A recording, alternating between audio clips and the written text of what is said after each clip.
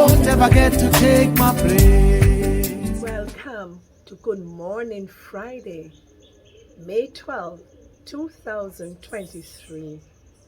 Today's topic is solitude. Ecclesiastes chapter 3 verse 1 and 7. To everything there is a season and a time to every purpose under heaven.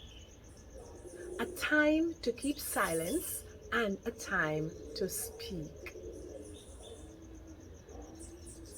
Solitude is a call to live a close relationship with God.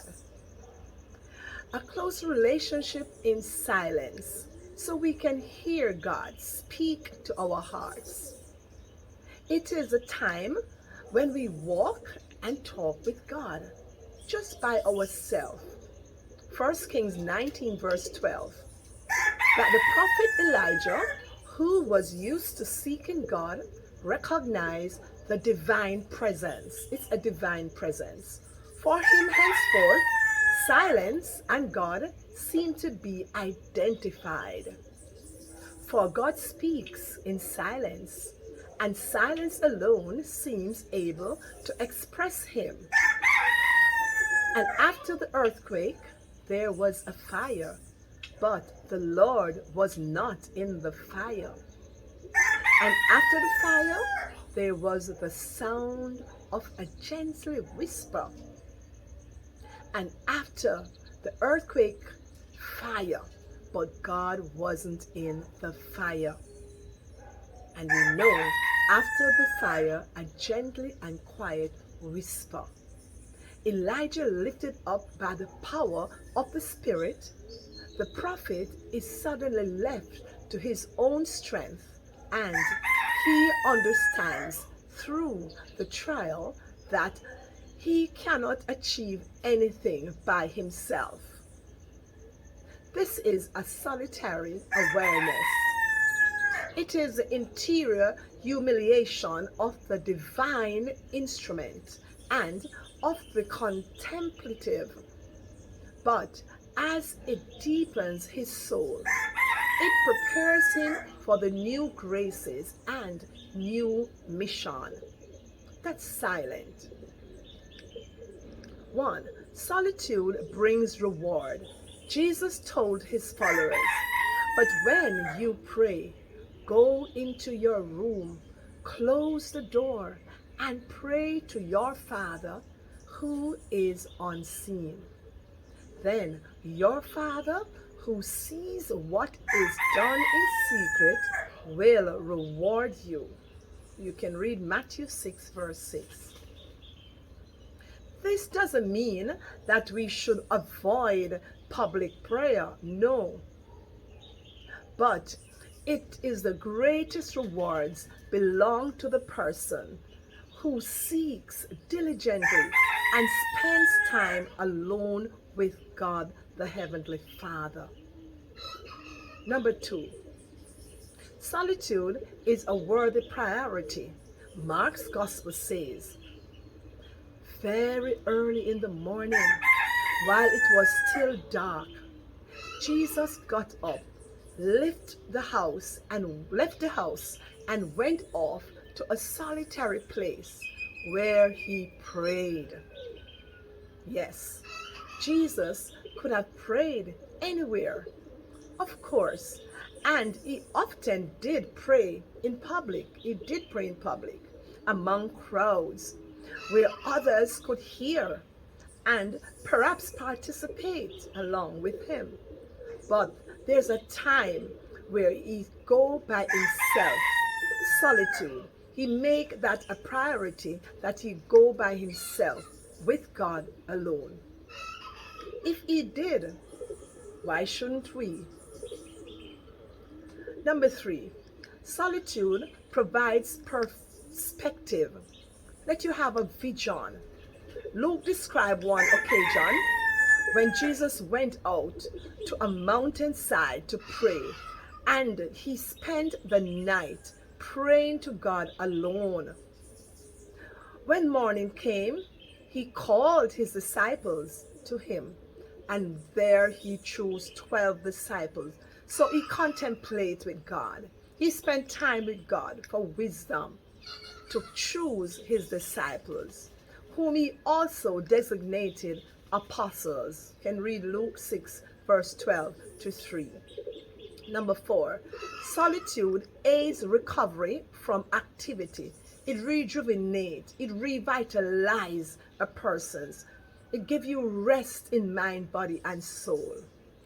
As Jesus' reputation spread, Luke says, crowd of people came to hear him and to be healed of their sicknesses. But Jesus often withdrew to lonely place and prayed. You can read Luke 15, verse 15 to 16. He rested to re-energize. Number 5, solitude heals. Matthew Gospels record. So John the Baptist, he was beheaded in prison, and his head was brought on a platter, on a tray, and given to the girl who requested it. And she took it to her mother. Later, John's disciples came for his body and buried it. Then they went and told Jesus what had happened. As soon as Jesus heard the news, he left in a boat to a remote area to be alone with God. We can read Matthew 14, verse 10. So Jesus went alone. Solitude is a healing place where God can reach us and help us all the more because we are alone with him. We spend time to listen, to hear what he has to say, and to respond to God. Solitude prepares for the impossible. It prepares us for the impossible.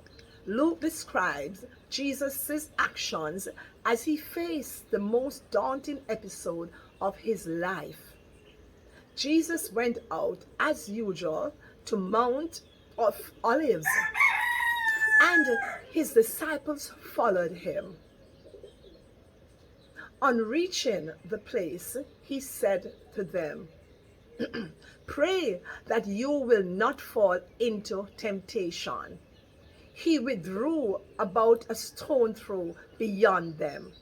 He knelt down and prayed. Yes, he prayed alone. Father, if you are willing, take this cup from me.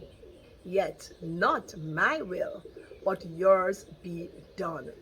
So solitude helps us to listen to God, to pray to him, pray for the will of God in our lives, not our own thoughts, but to hear and to know the will of God in our lives.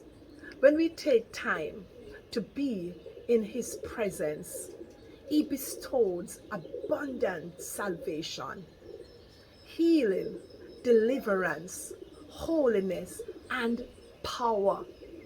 He saturates our life with heavenly blessings. We also may discover, when facing an overwhelming task, that solitude empowers us to surrender. It empowers us to persevere and find strength that we never know we had.